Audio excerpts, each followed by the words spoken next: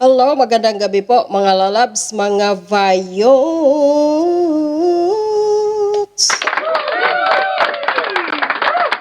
Magandang gabi Pilipinas, magandang umaga, tanghali, hapon, or gabi saan man sulok ng mundo sa mga kapwa ko po OFWs around the world. Hello, hello, hello, mega love, shout out. At kung bago lang po kayo sa aking YouTube channel, huwag po kalimutan mag-subscribe po, like at share po mga lalabs kong mga vayot. Kung magustuhan po ninyo ang aking video, maraming salamat.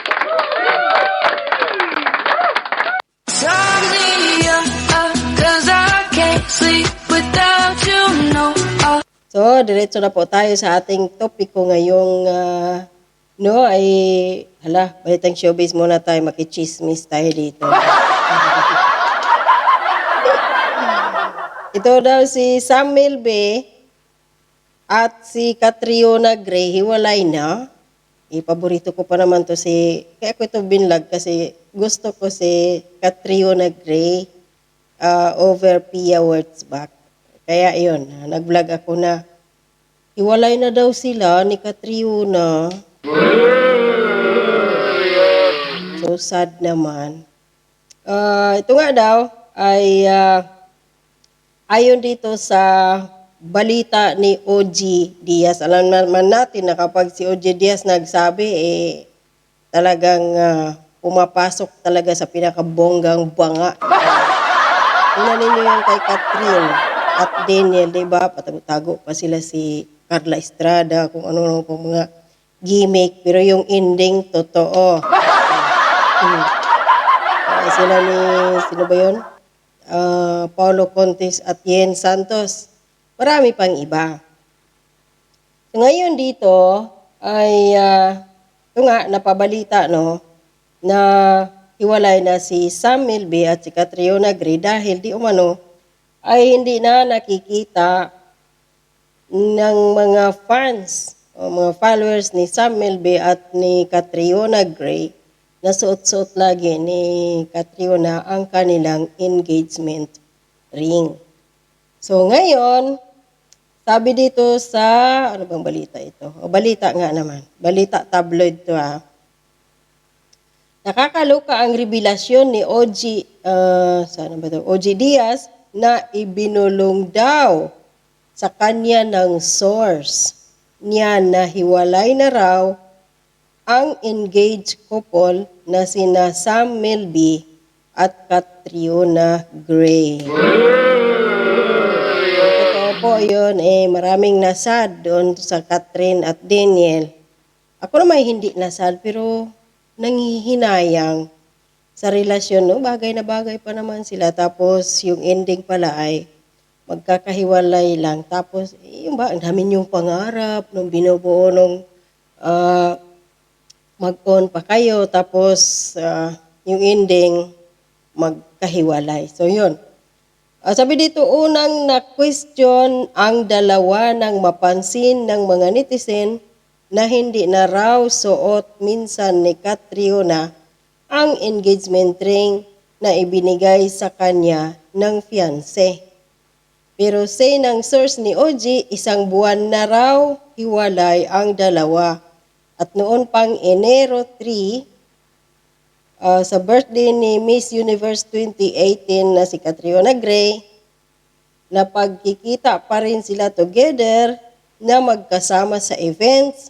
Kaya hindi raw halata, malamang ayon lang ipalahalata nung una, na wala na sila. Kaya kunwari, follow pa rin sila sa kanilang mga social media accounts para hindi muna mahalata. Kasi bakit? Nauna ata si Sara Lahbati, diba? At si Richard Gutierrez na nag-reveal na hiwalay na sila. Followed by Catherine Bernardo at Daniel Padilla. Talagang iputok na putok yun, tapos sundan pa nila kaagad, parang parang hindi maganda, Parang, naku po, ang pangit ng 2024. Ang daming mga naghihiwalay na couple. Ayun, So, para daw hindi sila halata, sa isang Instagram post ni Catriona, ay nakatag pa si Sam. Sana all ang galing ng magdrama. Sa kasagsagan ng ingay ng kanilang breakup rumors, wish nga ni OG na sana hindi totoo at nananaginip lang siya dahil on a personal note, bit niya ang couple at bagay na bagay silang dalaw. Yun na nga eh. Bagay na bagay nga si Sam Milby at saka si Catriona. So sabi dito nang tanungin kung ano raw aba ang dahilan na sabi raw ng source na napagtanto at napagnilay-nilay ni Sam na hindi pa siya handang magpakasal kay Kat or kay Catriona. So, Diyos ko po. Huwag naman ninyong paabutin sa punto na saka kayo mag-asawa at magkaanak, yung na naghihingalo na kayo. Tapos sabi pa dito, ano nga raw ba ang rason, sabi ng source mo? Ito yung tanong ni Mama Loy. Sabi daw ni OJ, kasi daw parang sabi sa akin, parang ang rason daw ay na-realize daw ni Sam na hindi pa siya pala handa. Sabi ito, magpakasal. Sabi ni Mama Loy. Tapos biniro ni OJ, hindi, magpaanal. Siyempre, magpakasal. So, yun. Hindi pa daw na-realize daw ni Sam na hindi pa siya handa magpakasal. Baka na-realize ni Sam, sabi lang niyang hindi handa magpakasal, pero iba pala ang gusto niyang pakasalan. Baka na-realize ni Sam na talagang kung ayaw niya, kasi nakailang na to nakailang girlfriend na ba to si Sam? Di ba nagiging karelasyon pa to siya ni sino ba? Ann Curtis. So, Sam daw may na-realize sa sarili, kaya raw nakipaghiwalay kay Catriona. So, ito yung opinion ko. Akla ba si Sam? Kaya siguro na-realize, niya, dinahilan lang na hindi pa siya handa magpakasal kay Catriona dahil ang talagang gusto niya siguro sa sarili niya na maging kasama sa buhay ay kapwa niya lalaki at hindi. Ang gusto niya ay imbotido o kaya hotdog. Fencing. Ganun ba? Gusto niya siguro magpinsingan at baka ayaw niya ng kipay. Ganyan ko lang naman yun. Hindi kaya yun ang rason? Kasi posible naman, no? Tagal-tagal nga din nila ni Ann Curtis, no? Sino pa ba yung naging karelasyon niya? Basta yun. Para sa akin, baka yun nga ang rason. Kaya ayaw, hindi pa siya handa kay Catriona dahil nga ayaw talaga niya sa kipay at gusto niya ay fencing. Wala akong problema kung mag-reveal na lang ng sariling, ng kanyang totoong pagkatao. Nung una siguro maraming mga fans na matawag dito, madismaya. Gaya kay, diba, kay, sino ba ito? Charis Pimpingko. O nung nag-reveal, nung katagalan, sa kanyang kasagsagan ng kasikatan niya, nag-reveal doon. Sabi niya, tibo daw siya. Marami talagang nagalit nun. Hanggang ngayon. Pero wala pinanindigan ni Charis. Nagpalit pa ng pangalan, Jake Cyrus. At ito pa, nagpatubo pa siya ng kanyang mga bigote-bigote at etc. Diba? Ang dami namang mga artista dyan na nag-reveal ng kanilang true identity kung ano talaga sila.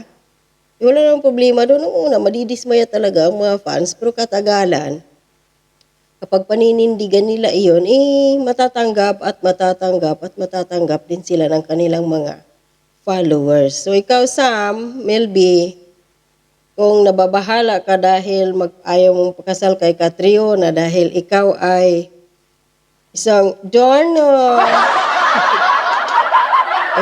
wala namang problema. Mag-reveal ka na habang mas maaga. Tingnan mo, di ba yung kapatid ni Sino ba yung Richard Gutierrez na si Raymond? Wala nga problema. O sino pa?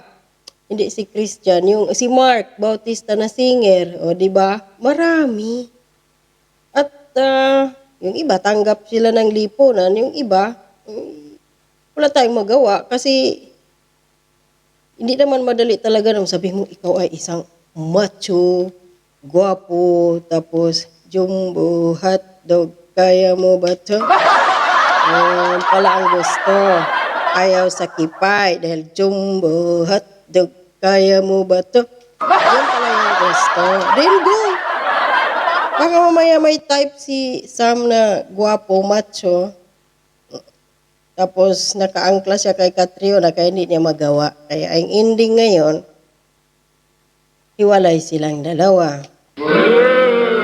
Yun lang yung sa akin doon, mga loves, mga vayots, no. Nanghihinayang lang talaga ako sa mga ganitong klaseng relasyon, no, na mabuti na nga lang din at hindi pa humantong sa kasalan, kagaya ni Carla Abiliana at ni Tom Rodriguez, di ba? Na ilang taon silang mag-on? 7 years? Tapos nung ikinasal, after 3 months, naghiwalay. Ang saklap nun. Ang saklap nun, di ba? Ang sakit-sakit kaya nun. So at least si Catriona at si Sam hindi pa umabot sa punto doon. Mga gaya ni Carla Abilian at ni Tom Rodriguez. So at least kahit papano, hindi gaanong masakit. Ito yun, nakakapanghinayang mga ganitong klaseng relasyon. Pero wala tayong magawa dahil desisyon nila yon. Makahanap ka pa, Queen Catriona, ng tao talagang mamahal sa'yo. Malamang siguro, hindi talaga si Sam Milby or hindi kayo para talaga sa isa't isa at hindi kayo yung tinadhana. So hanggang dito lang po. Maraming salamat. Stay safe po. God bless and babu!